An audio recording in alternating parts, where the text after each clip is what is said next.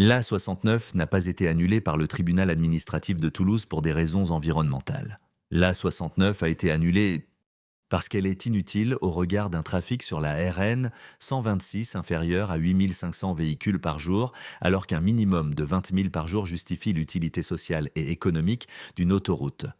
Parce qu'elle est inutile au regard d'un temps gagné de 20 minutes. Pour entraver la confiscation des deux déviations gratuites de Soile et Puylaurens, justifiées par deux DUP qui confirment la nécessité de contourner ces villes pour réduire les impacts délétères d'une circulation élevée sur la sécurité et la qualité de vie des habitants et des usagers du Tarn Sud. Pour éviter une injustice économique dont seraient victimes les PME du Tarn Sud. Là, 69 imposerait un des péages les plus élevés en France, causant des reports de trafic des déviations confisquées des villes de Soile et Puylaurens, qui aggraverait de rechef l'accidentologie dans les villes et les villages traversés et dégraderait la qualité de vie des riverains. Les particules fines et les oxydes d'azote induits par les reports de trafic seraient particulièrement délétères pour la santé des femmes enceintes, des enfants et des personnes fragiles du Tarn Sud. Les usagers qui renonceraient à la 69 pour des raisons financières seraient injustement exposés à un trajet plus long, plus fatigant, plus stressant, finalement plus dangereux avec la confiscation des déviations et l'implantation de 12 ronds-points sur une RN 126 déclassée en départementale.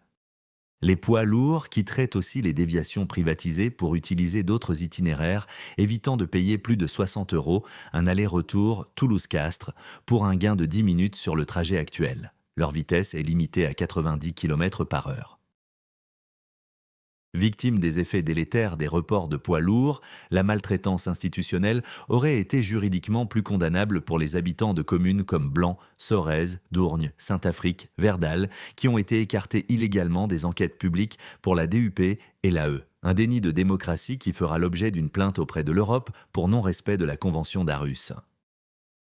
Les juges ont considéré qu'il serait antidémocratique de confisquer les déviations gratuites de Soile et Puylaurens pour permettre à une poignée de privilégiés de bénéficier de la rapidité, du confort et de la sécurité de la 69. Ces déviations sont un bien public qui améliore la qualité et le cadre de vie des usagers et des riverains et réduit l'accidentologie. Là, 69 provoquerait un traitement économique discriminatoire entre les PME du Tarn Sud qui seraient en concurrence déloyale avec les PME du Tarn Nord qui bénéficient d'une autoroute gratuite Albi-Toulouse.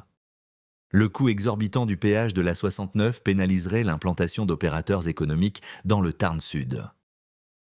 Le coût exorbitant du péage sanctionnerait les résidents d'un territoire rural pour accéder à la culture, aux loisirs d'une ville comme Toulouse. Ceux qui ont choisi un concessionnaire qui proposait une chute de 80% de la subvention d'équilibre de la puissance publique dans sa proposition financière. La subvention d'équilibre de la puissance publique qui s'élevait à 220 millions d'euros pour l'attribution de la DUP en 2018 est passée à 23 millions d'euros en 2021. Au regard de ce changement de circonstances, les études de 2014 de la DRIL et du CGI sur les reports de trafic et sur l'évaluation socio-économique pour décrocher la DUP auraient dû être réactualisées avec une subvention d'équilibre de 23 millions d'euros. La réactualisation obligatoire des études par la DRIL et le CGI aurait clairement démontré que la 69 n'était plus d'intérêt général en raison d'un péage trop élevé. D'une A69 sous-utilisée et des reports de trafic toxiques pour les habitants du Tarn Sud. Le projet proposé par le concessionnaire pour l'A69 aurait été annulé.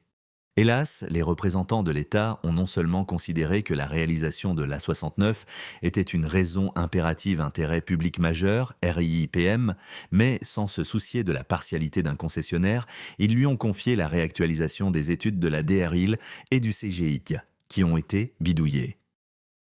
Pour l'estimation du temps supplémentaire d'un trajet Castres-Toulouse sur l'itinéraire de substitution sans déviation et entrecoupé de 12 ronds-points et de ralentissements, l'étude ubuesque du concessionnaire a sous-estimé à 15 minutes le temps perdu sur le trajet actuel Castres-Toulouse, comme il a surestimé à 35 minutes le temps gagné sur l'A69. Une étude indépendante aurait conclu à une inversion des temps.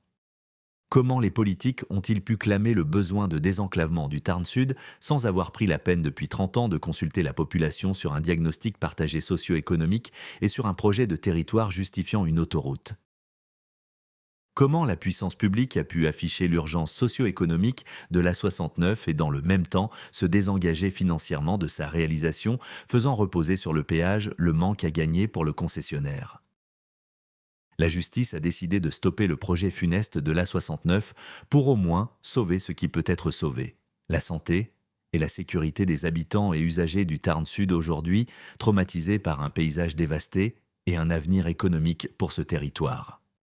Un environnement exceptionnel et des terres nourricières ont déjà été illégalement sacrifiées. Une gabegie financière des forces de l'ordre a été déployée contre des opposants qui dénonçaient l'illégalité d'une A69, écocide et climaticide. Pour les préfets et les politiques, il est plus confortable de reporter la faute sur des contraintes environnementales que de reconnaître leur responsabilité dans l'application des procédures réglementaires qui s'imposent à une ICPE en matière de santé et sécurité. L'environnement, la cinquième roue du chariot sur la 69, a bon dos alors qu'il est la victime d'une décision illégale qui a des conséquences dramatiquement irréversibles sur la biodiversité, les arbres centenaires, les paysages et les terres nourricières.